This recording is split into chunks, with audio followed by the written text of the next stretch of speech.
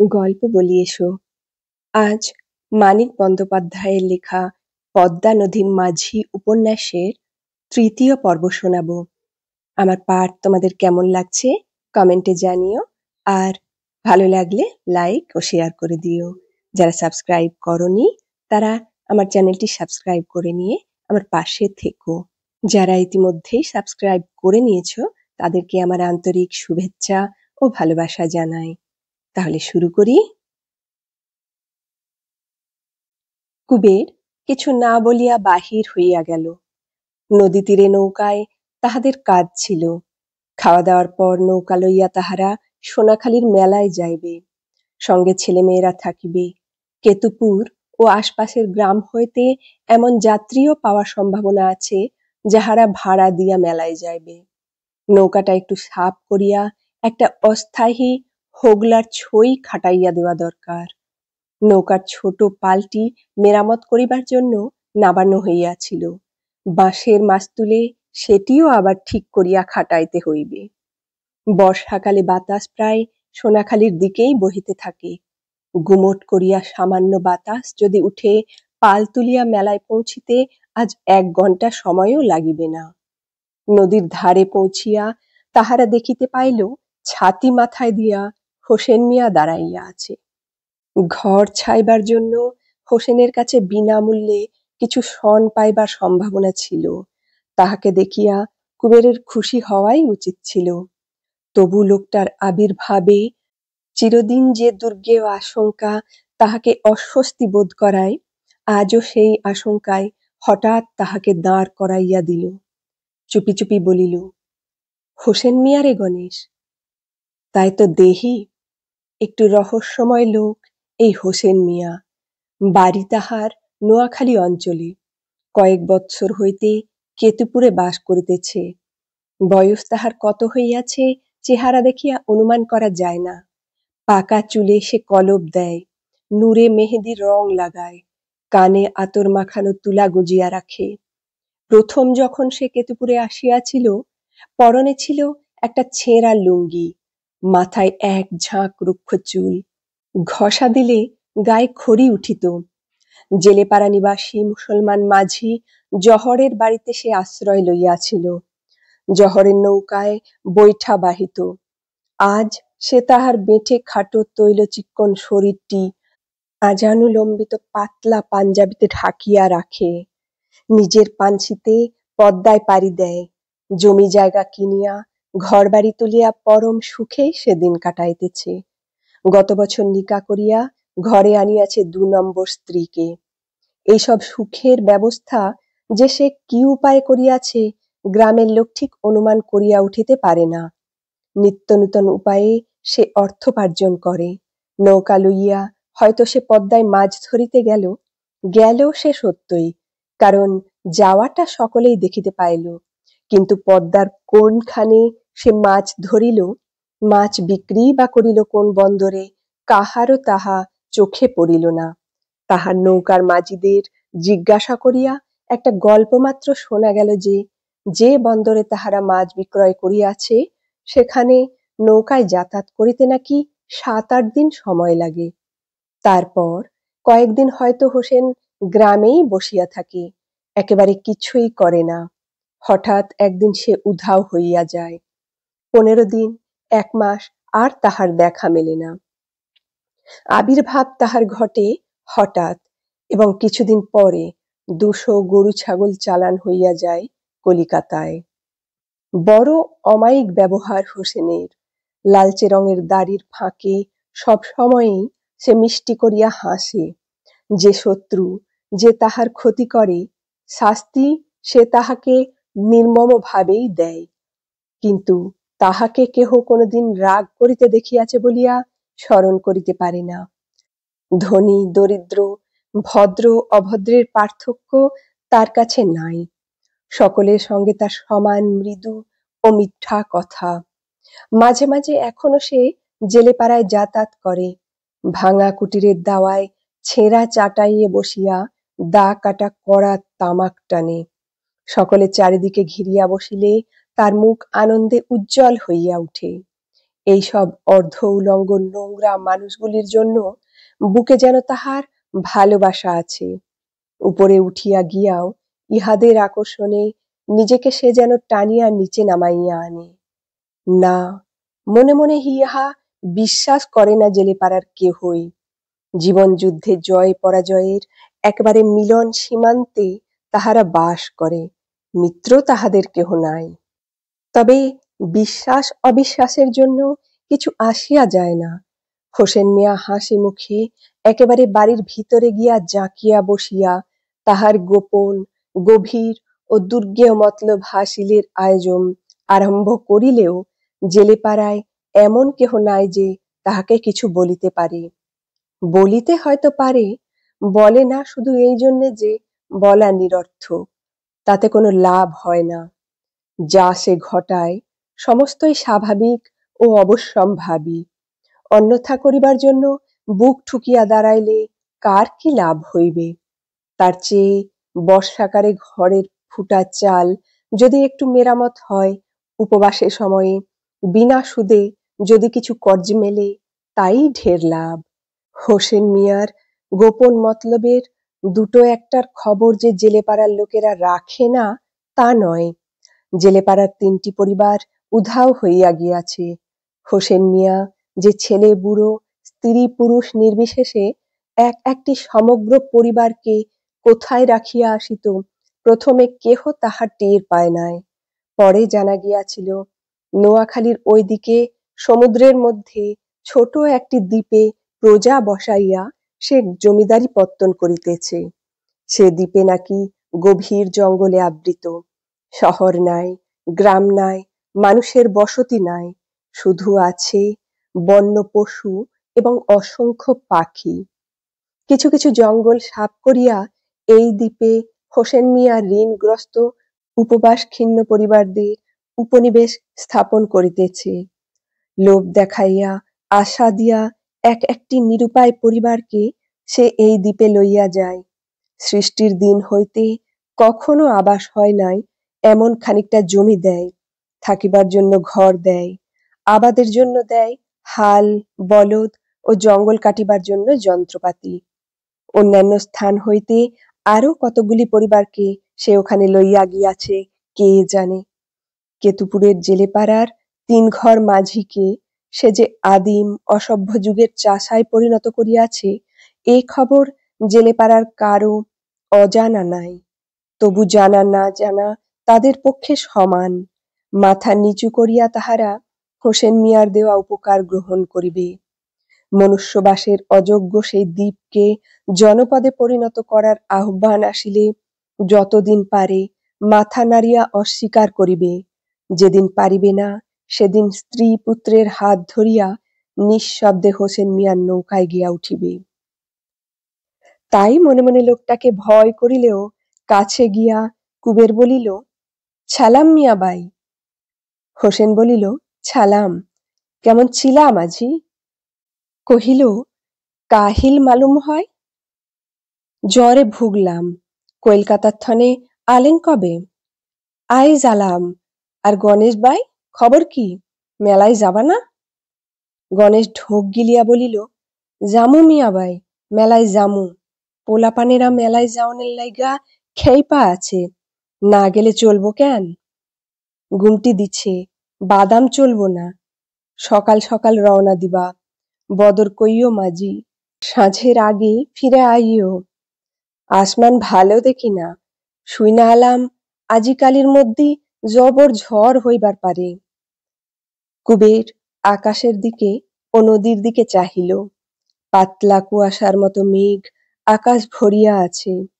নিস্তরঙ্গ পদ্মার বুকে গুড়ি গুড়ি বৃষ্টিপাতে অসংখ্য ছোট ছোট বুদবুদ উঠিয়া ফাটিয়া গেলে যেমন দেখায় তেমনি দেখাইতেছে। নদীর অপর তীরে চোখ পড়ে না, নদীর মাঝখানে নৌকা পর্যন্ত অস্পষ্ট। আরো এদিকে একটি স্পষ্টতর নৌকার দিকে চোখ রাখিয়া কুবের সংক্ষেপে প্রশ্ন করিল, যামুনা মেলায়? বারণ করেন নাকি মিয়াবাই? হোসেন বলিল, যাবা না কেন?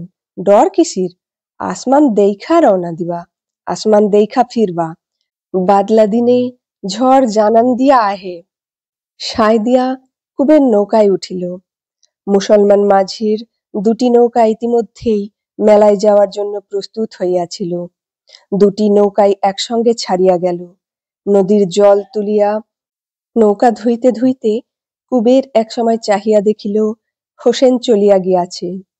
চালার জন্য অবিলম্বে প্রয়োজনীয় সনের কথাটা এতক্ষণে তাহার মনে পড়িয়াছে। হোসেনকে বলিয়া রাখিলে ভালো হইত। লোকটা এই আছে, এই নাই। সনের জন্য কাল সকালে হয়তো ওর বাড়ি গিয়া শুনিবে রাতারাতি ও ঢাকায় পাড়ি দিয়াছে। কবে ফিরিবে কে তাহা জানে। হোগলার ছাউনিটা বাতার সঙ্গে বাঁধিতে বাঁধিতে কুবের হঠাৎ সচকিত হইয়া বলিল, কে হাঁকে রে গনসা? বহুদূর নদীবক্ষ হইতে হাঁক আসিতেছিল। মানব কণ্ঠের একটানা একটা ক্ষীণ আওয়াজ। দুই কানের পিছনে হাত দিয়া হাঁক শুনিয়া উঠিয়া দাঁড়াইয়া কুবের সাড়া দিয়া উঠিল। এ এক ধরনের ভাষা। পূর্ববঙ্গের মাঝি শ্রেণীর লোক ছাড়া এ ভাষা কেহ জানে না। এ ভাষায় কথা নাই, আছে শুধু তরঙ্গায়িত শব্দ। উন্মুক্ত প্রান্তরে বিস্তৃত নদীবক্ষে এ শব্দ দূর হইতে দূরে চলিয়া যায়, ক্ষীণ হইতে ক্ষীণতর হইয়া আসে, কিন্তু তরঙ্গের তারতম্য অবিকল থাকিয়া যায়। অস্ফুট গুঞ্জনের মতো মৃদু হইয়াও যদি কানে আসিয়া লাগে, পদ্মা নদীর মাঝি কান পাতিয়া শুনিয়া অর্থ বুঝিতে পারে। শব্দের দুর্লক্ষ উৎসের দিকে চাহিয়া সে বুক ভরিয়া বাতাস গ্রহণ করে। বাঁ হাত কানের পিছনে রাখিয়া ডান হাতটি মুখের সম্মুখে আনিয়া সঞ্চালিত করিয়া উচ্চারিত একটানা আওয়াজে সে তরঙ্গের সৃষ্টি করে। ধনঞ্জয় মন দিয়া শোনে নাই। সে জিজ্ঞাসা করিল, কেডা, কি কয়? কুবের কহিল, আমাগর রাসু। ধনঞ্জয় অবাক হইয়া গেল। বিন্দামাঝির পোলা? কস কে কুবির? শুনছস নি ঠিক? রাসুর গলা চিনি না খুড়া, অখনই আইব, দেইখো। ধনঞ্জয়ের বিস্ময় কমিতে চায় না। বহু দূরের নৌকাটির দিকে চাহিয়া সে বলিল, রাসু না হোসেন মিয়ার দ্বীপে গেছিল? হ, আইলো কি বা? কুবের বিরক্ত হইয়া কহিল, কি বা কমু খুড়া, আহুক জিগাইও। হোসেন মিয়া ছায়রা দিবার পারে, ও নিজে পলাইয়া আইবার পারে, না জিগাইয়া নি কন যায়? খানিক পরে আবার হাঁক আসিল, এবার আরো স্পষ্ট। হাঁকের আওয়াজে যে একটি উৎসুক সুর ছিল, তিনজনের কানেই তাহা ধরা পড়িল। গণেশ কুবেরের মুখের দিকে চাহিয়া কি বলিতে হাঁ করিয়া কিছুই বলিল না। হাঁকের জবাব দিবার জন্য কুবের সুদীর্ঘ শ্বাস গ্রহণ করিল। কিছুক্ষণ পরে একটা জীর্ণ পুরাতন নৌকা আসিয়া ভিড়িল পাশে। দুজন অচেনা মাঝি নৌকো বাহিয়া আসিয়াছে। ভিনগাঁয়ের নৌকা। নৌকার খোলটা কাঁটালে এমন ভাবেই বোঝাই করা হইয়াছে যে নৌকার প্রান্তভাগ জলের উপর কয়েক ইঞ্চি মাত্র ভাসিয়া আছে। উপরে কোনো রকম আবরণ নাই। গুড়ি গুড়ি বৃষ্টিতে মাঝি দুজন এবং রাসু তিনজনেই ভিজিয়া গিয়াছে। তারা দিয়া রাসুকে এ নৌকায় নামাইয়া দিয়া মাঝি দুজন বোধ হয় তাহাকে গাল দিতে দিতেই তৎক্ষণাৎ আবার ঠেলা দিয়া নৌকার মুখ ফিরাইয়া বৈঠা ধরিল। পদ্মা নদীর চিরন্তন রীতি অনুসারে কুবের জিজ্ঞাসা করিল, কোন গাঁও থেকে আইলা মাঝি, যাইবা কোয়ানে? জবাব দিবার রীতিও চিরন্তন। তাহারা সক্রোধে বলিল, সুলপি থেকে আইলাম, জামু মেলায়। রাগের কারণটা তাহাদের সহজেই বোঝা যায়। সুলপি হইতে সোজাসুজি সোনাখালীর মেলায় যাওয়ার বদলে রাসুকে এখানে পৌঁছাইয়া দিতে তাহাদের পদ্মা পার হইতে হইয়াছিল। প্রতিদানে রাসু যে তাহাদের কিছুই দিতে পারে নাই, তাহাও অত্যন্ত সুস্পষ্ট। কিন্তু এ ক্রোধ তাহাদের ফলপ্রসূ নয়। এ শুধু ক্রোধ। রাসুর মতো দুরবস্থায় পড়িয়া আবার যখন কেহ তাহাদের পদ্মা পার করিয়া দিবার অনুরোধ জানাইবে, এমনি ভাবে রাগিয়া উঠিলেও সেই নিরুপায় মানুষটিকে তাহারা না বলিতে পারিবে না। বিনা প্রত্যাশায় বোঝাই নৌকা লইয়া ৩ ক্রোশ অতিরিক্ত বৈঠা বাহিবে। ইহা মহত্ব নয়, পরোপকার নয়, ইহা রীতি, অপরিহার্য নিয়ম। আশ্চর্য এই নিয়ম পালন করিয়া ক্রুদ্ধ হইয়া উঠাও অনিয়ম নয়। নৌকায় পা দিয়া রাসু খানিকক্ষণ আড়ষ্ট হইয়া দাঁড়াইয়া রহিল। তারপর কুবেরকে জড়াইয়া ধরিয়া গদগদ কণ্ঠে বলিল, আমি আলাম গো কুবিরদা। কণ্ঠে আলি রাসু? কই কুবিরদা, কই? তোমাগো দেইখা মুখে রাও সরে না, কতকাল পরে ফিরা আলাম। কুবের ও গণেশ তাহার চোখে জল দেখিতে পাইল। ধনঞ্জয় পড়িয়াছিল তাহার পিছনে। সে উপস্থিত থাকিতে রাসু যে আসিয়া পৌঁছিয়াই কুবেরকে জড়াইয়া ধরিয়া আহ্লাদে ডগমগ হইয়া উঠিল, ইহাতে মনে মনে সে ঈর্ষাতুর ও অসন্তুষ্ট হইয়া উঠিয়াছিল। রাসুর আবির্ভাবে উত্তেজনা তাহারও কম হয় নাই। তাহা গোপন করিয়া শান্ত উদাস ভাবে সে বলিল, বয় রে রাসু, বয়। কুবেরকে ছাড়িয়া রাসু হোগলার নিচে নৌকার আধ ভেজা পাটাতনের উপর বসিয়া পড়িল। হাতের উল্টা পিঠে চোখ মুছিয়া পরনের জীর্ণ বসনে ঘষিয়া হাতে লাগা অশ্রু পুছিয়া ফেলিল। ৩ জোড়া চোখ চাহিয়া রহিল তাহার শীর্ণ কঙ্কালসার দেহটির দিকে। ৩ বছর আগে হোসেন মিয়ার সঙ্গে সপরিবারে সে যখন ময়ান দ্বীপের উদ্দেশ্যে যাত্রা করিয়াছিল, দেহ তখন তাহার অবশ্য বিশেষ পরিপুষ্ট ছিল না, কিন্তু এমন ভাবে ভাঙিয়াও সে পড়ে নাই। রাসুর মাথায় বড় বড় চুল জট বাঁধিয়া গিয়াছে, সর্বাঙ্গে অনেকগুলি ক্ষতের চিহ্ন, কয়েকটা ঘা এখনো ভালো করিয়া শুকায় নাই। ২টি পাই তাহার হাঁটুর কাছ হইতে গোড়ালি পর্যন্ত ফোলা। গায়ের চামড়া যেন তাহার আলগা হইয়া শুকাইয়া শক্ত ও কালো হইয়া উঠিয়াছিল। এখন বৃষ্টির জলে ভিজিয়া ভিজা জুতার চামড়ার মতো স্যাঁতসেঁতে দেখাইতেছে। একটু আগে বহুদূর হইতে অত জোরে হাঁক দিবার শক্তি সে কোথায় পাইয়াছিল ভাবিয়া কুবের অবাক হইয়া রহিল। রাসু ঝিমাইয়া পড়িতেছিল। ধনঞ্জয় জিজ্ঞাসা করিল, ময়ানদ্বীপ থেকে আলি না রাসো? হ। পলাইয়া আইছস? হ, বৈশাখ মাসে। বৈশাখ মাসে? এতকাল কই ছিলি তুই? নোয়াখালী ছিলাম, বিশুদ্ধবারে আইলাম সুলপি। কমুনে আজান খুরা, সগ্গল কমু, অখনে ক্ষুদাই মরি। কুবিরদা, কিছুনি দিবার পারো? তখনকার মতো কৌতূহল নিবৃত্তির সম্ভাবনা নাই দেখিয়া রাসুকে সঙ্গে করিয়া ৩ জনে গ্রামে ফিরিয়া গেল। ধনঞ্জয়ের বাড়ি পর্যন্ত পৌঁছিবার আগেই রাসুর আবির্ভাবের বার্তা রাষ্ট্র হইয়া গেল জেলেপাড়ার সর্বত্র। কিছুক্ষণের মধ্যেই ধনঞ্জয়ের উঠান জেলেপাড়ার কৌতূহলী ছেলে মেয়ে স্ত্রী পুরুষে ভরিয়া উঠিল। সকলের চোখে অপার বিস্ময়। ৩ বছর আগে সকলে যাহাকে মৃত্যু মুখে সঁপিয়া দিয়াছিল, প্রায় ৩ বছর যাহাকে সকলে একরকম ভুলিয়াই ছিল, হঠাৎ সে আবার আসিল কোথা হইতে?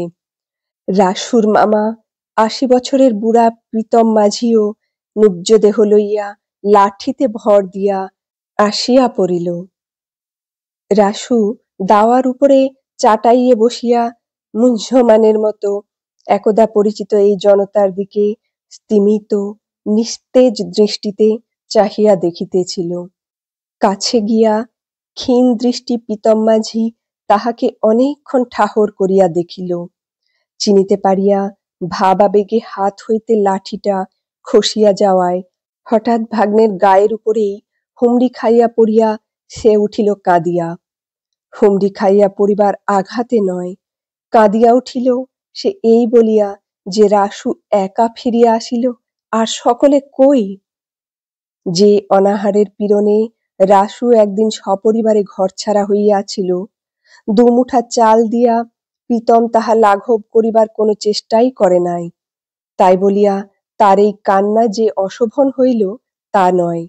সেই দুর্দিনে মামার স্বাভাবিক উদাসীনতার স্মৃতি রাসুও মনের মধ্যে পুষিয়া রাখে নাই। শুধু সেই দুর্দিনের স্মৃতি নয়, সবই যেন সে এতক্ষণ ভুলিয়াছিল, তাহার দুঃখ বেদনার সর্বাঙ্গীন ইতিহাস। প্রীতমের কান্না শুনিয়া সেও হঠাৎ ডুকরাইয়া কাঁদিয়া উঠিল। আমি একা ফিরা আইলাম গো মামা, সব কটারে গাঙের জলে ভাসাইয়া দিয়া আমি একা ফিরা আইলাম। কান্নার মধ্যেও প্রীতম চমকাইয়া উঠিল, একেবারে বেখাপ্পা সুরে প্রশ্ন করিল, কস কি রাসু, সব কটা গেছে? রাসু সায় দিয়া বলিল, সব গেছে মামা, আমার কেউ নাই। কেহ নাই, এক স্ত্রী, দুই পুত্র ও এক কন্যা, একুনে এই 4 জনকে সঙ্গে লইয়া সে নিরুদ্দেশ যাত্রা করিয়াছিল।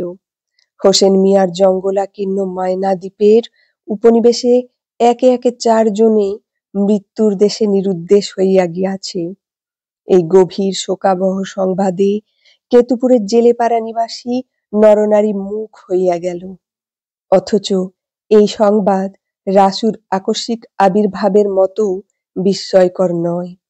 সকলেই ইহা জানিত, সমুদ্রের মধ্যে যে দ্বীপে সৃষ্টির দিন হইতে মানুষ বাস করে নাই, সেখানে গিয়া কাহারও বাঁচিবার উপায় আছে? রাসুরা যখন সেখানে যায়, তখনই সকলে নিশ্চিত জানিয়াছিল তাহারা মরিতে যাইতেছে। রাসু যে জীবিতাবস্থায় ফিরিয়া আসিয়াছে, আশ্চর্য তো এটুকুই। এমনই আশ্চর্য যে রাসুকে সম্মুখে উপস্থিত দেখিয়াও যেন বিশ্বাস হইতে চাহে না যে সে সত্য সত্যই ফিরিয়া আসিয়াছে। ধনঞ্জয়ের বউ ভূতির মা একটি কলাই করা পাত্রে খানিকটা ঘোল আনিয়া দেয়। রাসু চোখের পলকে এক নিঃশ্বাসে তাহা গিলিয়া ফেলে। সমবেত জনতা এতক্ষণ বিশৃঙ্খল হইয়াছিল, ক্রমে ক্রমে প্রত্যেকে এক একটি সুবিধাজনক স্থান গ্রহণ করিয়া বসিয়া পড়িলে রাসুকে ঘিরিয়া একটি সুন্দর শৃঙ্খলাবদ্ধ সভার সৃষ্টি হয়। তারপর একে একে উঠিতে থাকে প্রশ্ন, জবাবে রাসুর প্রত্যেকটি কথা সকলে সাগ্রহে গিলিতে থাকে। প্রীতম শিহরিয়া জিজ্ঞাসা করে, ময়নাদ্বীপে বাঘ সিংহী আছে না রাসু? আছে না, বাঘ সিংহীতে বোঝায় বলিয়া সকলের মৃদু শিহরণ লক্ষ্য করিয়া এই অর্ধমৃত অবস্থাতেও গর্বের উত্তেজনা রাসুকে যেন নবজীবন দান করে। ভাঙিয়া পড়িবার ভঙ্গিতে বসিয়া থাকার বদলে সে হঠাৎ হইয়া যায় সিধা, বলে, বাঘ সিংহী? বাঘ সিংহীর নামে ডরাইলা? কি নাই ময়নাদ্বীপে কও? সাপ যা আছে এক একটা আস্তা মানসেরে গিলা খায়। রাইতে সমুন্দরের কুমির ডাঙায় উঠা আইসা মানসেরে টানিয়া লইয়া যায়। হ, বলিতে বলিতে মুখ খুলিয়া যায় রাসুর, আর শুনিতে শুনিতে হাঁ হইয়া যায় তাহার শ্রোতাদের মুখগুলি। হোসেন মিয়ার ময়নাদ্বীপ এমন ভীষণ স্থান সেটা। যাহারা রথের মেলায় গিয়াছিল, একে একে তাহারা ফিরিয়া আসিতে থাকে। সন্ধ্যার সময় জেলেপাড়ার ঘরে ঘরে আজিকার সন্ধ্যাটি নামে সানন্দে। বউরা হাসি মুখে লাল পাছাপা শাড়ি নাড়িয়া চাড়িয়া দেখে, নূতন কাচের চুড়ির বাহারে মুগ্ধ হয়, কাঁচ ও কাঠের পুঁতির মালা সযত্নে কুলুঙ্গিতে তুলিয়া রাখে। ছেলেমেয়েরা বাঁশি বাজায় আর মাটির পুতুল বুকে জড়াইয়া ধরে। আহ্লাদ বহন করিয়া এই তুচ্ছ উপকরণও যে কুটিরে আসে না, সেখানে যে বিষাদ জমাট বাঁধিয়া থাকে তা নয়। কোনো না কোনো রূপে সোনাখালির মেলার আনন্দের ঢেউ সে কুটিরেও পৌঁছিয়াছে। একটি কাঁঠাল, 2টি আনারস, আধসের বাতাসা, এই দরিদ্রের উপনিবেশেও যে দরিদ্রতম পরিবার শুধু নুন আর অদৃষ্টকে ফাঁকি দিয়া ধরা পুঁটির তেলে ভাজা পুঁটি মাছ দিয়া দিনের পর দিন আধপেটা ভাত খাইয়া থাকে, খুশি হইয়া উঠিতে আর তাহাদের অধিক প্রয়োজন কিসের? কুবেরের প্রতিবেশী বুড়া সিধু দাস একটি পয়সা সম্বল করিয়া মেলায় গিয়াছিল। পয়সাটি সে খরচ করে নাই, কিন্তু মেলা হইতে সে যে বিপুল সম্পদ সংগ্রহ করিয়া আনিয়াছে, তাহাতে তাহার বৃহৎ পরিবারে আজ উৎসবের অন্ত নাই। ভিক্ষা সিধু করে নাই, বাগাইয়াছে। সারাদিন মেলায় ঘুরিয়া যেন তেন প্রকারেণ সংগ্রহ করিয়াছে 3টি দাগ ধরা প্রকাণ্ড ফজলি আম, একটা তুলতুলে পাকা আস্ত খাঁজা কাঁঠাল, সের তিনেক একত্র মেশানো চাল ডাল খুদ আর খাসির একটা মাথা। গরিবের উৎসবে আর কি চায়? কুরানো ফেলনা জিনিস। খাসির মাথাটা ধরিতে গেলে সে একরকম চুরিই করিয়াছে বলিতে হয়। কিন্তু তাতে কি?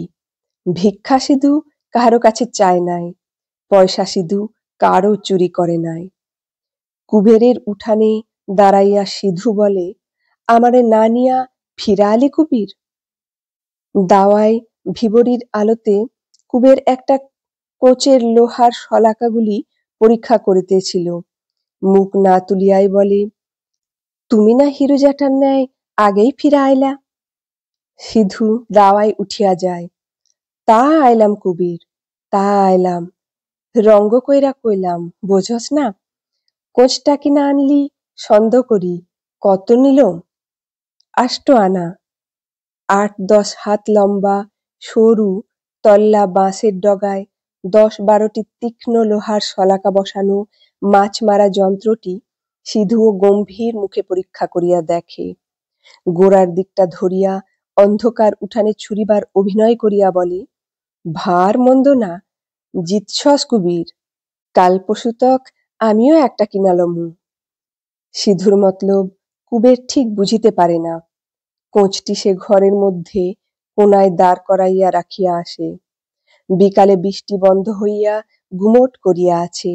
আকাশে বিশেষ মেঘ নাই বটে, কিন্তু কখন যে মেঘ ঘনাইয়া আসিয়া মুষলধারে বৃষ্টি নামিবে বলা যায় না।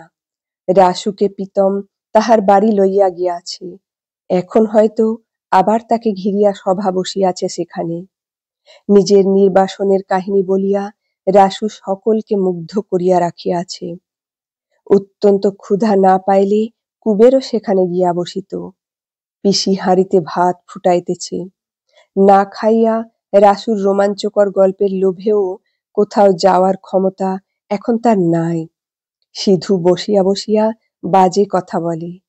শিথিল ছাড়া ছাড়া তাহার ভাষা। অনির্দিষ্ট অবান্তর বিষয়বস্তু। কুবের আনমনে সায় দিয়া যায়। পেটের ক্ষুধার জ্বালা, মনে প্রীতম মাঝির বাড়ি যাওয়ার তাগিদ, বুড়া সিধুর বকবক শুনিতে শুনিতে বিরক্তির তাহার সীমা থাকে না। শেষে সিধু যেন প্রসঙ্গক্রমেই বলে, খাসির একটা মাথা আনিলাম কুবির, মস্ত মাথা খান, মহিষের মতো 2টা শিং। নিল কত? শেষবেলা সস্তা কিনলাম কুবির, পুরা 5 আনা চাইয়া শেষমেশ 14 পয়সায় দিল। মাইয়াটারে বেনুন রাইদবার কইলাম, তা কয় তেল মরিচ নাই, চালও নাকি বাড়ছে। সিধুর কথা শুনিবার সমস্ত আগ্রহ কুবের সহসা হারাইয়া ফেলে। পিসিকে সে জিজ্ঞাসা করে, ভাত হইল পিসি? একেবারে সে পিছন ফিরিয়া বসে সিধুর দিকে। ক্ষণকাল অপেক্ষা করিয়া সিধু উঠিয়া যায়। বাঁশের একটা টুকরিতে খাসির কোটা মাথাটা আনিয়া কুবেরের সামনে ধরিয়া বলে, দেখ কুবির, মিছা কই নাই, ঘাড়ের কাছে খাসা খানিক মাংস ছিল, এই দেখ। টুকরির কাছে মুখ লইয়া ঠাহর করিয়া করিয়া শুধু কয়েক টুকরো মাংস বাছিয়া কুবেরকে দেখায়। করুণ নয়নে কুবেরের মুখের দিকে চাহিয়া বলে, তেল মরিচ দিয়া বেনুন যা হইব অমর্ত্য। আমিনুদ্দির ঠাঁই পেঁয়াজ রসুন মাইগা আইনা। আমারে দেখাও কেন, রাঁধোগা বেনুন। সিধু এবার স্পষ্ট করিয়াই বলে, তেল মরিচ আর 1 মুঠা চাল দে কুবির, তরেও দিমুনে বেনুন। কুবের সন্দিগ্ধ হইয়া বলে, দিবানি নির্যস? সিধু আহত হইয়া বলে, দিমু না, কস কি কুবির, তরে না দিয়া জামু কই? তেল মশলা এবং চাল লইয়া সিধু উঠিল। আতুর হইতে মালা বলিল, বুড়া কি বজ্জাত, মাথার ভাগ দিবে না আইঠা কলা দিবে, দেইখো। কুবের উদাস ভাবে বলিল, না দেয় না দিব, আজ তো শেষ না, আরেকদিন আইলে মাইরা খেদাইয়া দিমু, আমার লগে চালাকি কইরা যাইব কই? ভাত নামিলে ইলিশ মাছ ভাজা আর লঙ্কা রক্তিম তরকারি দিয়া ফ্যান সমেত তপ্ত অন্নে কুবের মুহূর্তের মধ্যে পেট ভরাইয়া ফেলিল। গোপীকে খানিক পরে একটা বাটি লইয়া গিয়া সিধুর কাছ হইতে খাসির মাথার ব্যঞ্জন আনিতে বলিয়া সে বাহির হইয়া গেল। প্রীতম মাঝির বাড়ি জেলেপাড়ার একেবারে উত্তর সীমান্তে। গোয়ালের ভিতর দিয়া তাহার বাড়িতে ঢুকিতে হয়। গোয়ালের একদিকে বাঁধা থাকে দুটি শীর্ণ গরু, অন্যদিকে থাকে প্রীতমের প্রসিদ্ধ বেড়া জাল। এত বড় জাল কেতুপুরের আর কাহারও নাই। বাড়িতে উঠানের বালাই নাই। গোয়াল পার হইয়া ঢুকিতে হয় প্রকাণ্ড একটা ঘরে। দুপাশের ছোট দুখানা ঘরে ঢুকিবার দরজাও এই ঘরের ভিতর দিয়া। কার্পণ্য ও বেড়া জালটির মতো বাড়ি করার এই খাপছাড়া ঢংও প্রীতমের কম প্রসিদ্ধ নয়। লোকে নাম দিয়াছে কয়েদখানা। ঘরের পিছনে খানিকটা ফাঁকা জায়গা, তারপরে একটা ডোবা। ডোবার ওদিকে বাঁশবনের পরে আর মানুষের বসতি নাই। বহুদূর বিস্তৃত শস্য ক্ষেত আষাঢ়ের গোড়াতেই এখন অর্ধেকের বেশি জলে ডুবিয়া গিয়াছে। বাঁশবনে জেলেপাড়ার প্রায় সকলেরই পরিচিত একজোড়া 5 ফুট লম্বা গোখুরো সাপ বসবাস করে। ডোবায় থাকে কয়েকটি গোসাপ। বড় ঘরখানায় সভা রীতিমতোই বসিয়াছিল।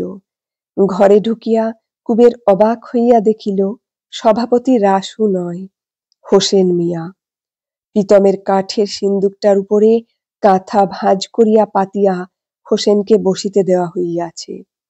রাসু মিশিয়া গিয়াছে একেবারে ভিড়ের মধ্যে। সকলের মুখেই একটা দারুণ অস্বস্তির ভাব। আর চোখে সকলে হোসেন মিয়ার দিকে চাহিতেছে। এতগুলি লোকের নিঃশ্বাসে ঘরের আবদ্ধ বাতাস হইয়া উঠিয়াছে দূষিত। গরমে হোসেন মিয়ার কপালে বড় বড় ফোঁটায় জমিয়া আছে ঘাম। এদিক ওদিক চাহিয়া কুবের টুপ করিয়া সকলের পিছনে বসিয়া পড়িল। হোসেন মিয়া এখানে আসিয়া জুটিল কোথা হইতে? এত লোকের সামনে রাসুর সঙ্গে যখন তাহার মুখোমুখি হইয়া গিয়াছে, কি কাণ্ডটা আজ হয় দেখো। কুবের বিষাদ বোধ করে। আহা, এত বড় একটা কর্মঠ শক্তিশালী লোক, একগুঁয়ে সম্মানকামী লোক, কপালের ফেরে বড় জব্দ হইয়া গেল। রাসু তাহাকে একেবারে হাতে নাতে ধরাইয়া দিয়াছে সকলের কাছে। এত যে প্রতিপত্তি অর্জন করিয়াছিল, আজ বুঝি তার মুখ ফুটিয়া কথা বলিতেও বাধিতেছে।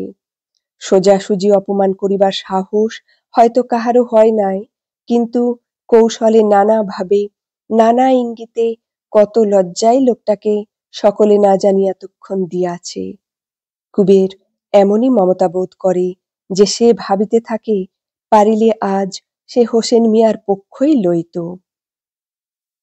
লোভ দেখাইয়া মিথ্যা আশ্বাস দিয়া হোসেন মিয়া যে রাসুর স্ত্রী পুত্রকে সুদূর ময়নাদ্বীপে লইয়া গিয়া হত্যা করিয়াছে, কোন যুক্তি দেখাইয়া তাহার এই কীর্তি সে সমর্থন করিত, কুবের তাহা জানে না। সে যাকে ভয় করে, এত লোকের সামনে তার মাথা হেঁট হইয়া যাওয়ায় মনে মনে সে শুধু ব্যথা পাইতেছিল। অন্ধ আবেগের সঙ্গে তার মনে হইতেছিল, যারা পঙ্গু অসহায় জীব, শক্তিকে লজ্জা দেওয়া তাদের পক্ষে ভালো কথা নয়। মানুষের ধর্মবিরুদ্ধ এ কাজ। এ কথা কুবের জানে যে হোসেন মিয়ার বিচার করিয়া শাস্তি বিধানের কল্পনা জেলেপাড়ার এই সমবেত মাতব্বরেরা করিবে না। তবু আজ এই সমষ্টি বিচারকের ভঙ্গি গ্রহণ করিয়াছে। কি স্পষ্টভাবেই না হোসেন মিয়াকে অপমান করিতেছে। সকলের বসিবার ভঙ্গি, চাহিবার ভঙ্গি, চুপ করিয়া থাকার ভঙ্গি। এতক্ষণ শুনছিলে মানিক বন্দ্যোপাধ্যায়ের পদ্মা নদীর মাঝি উপন্যাসের ৩য় পর্ব। এরপর আরো একটি পর্ব নিয়ে হাজির হব। ততক্ষণ পর্যন্ত ভালো থেকো সবাই। আমার গল্প পাঠ ভালো লেগে থাকলে একটি লাইক দিয়ে দিও আর শেয়ারও করতে পারো। আর যারা আমার চ্যানেলটিতে নতুন, তারা প্লিজ সাবস্ক্রাইব করে নিও। আজ আসি।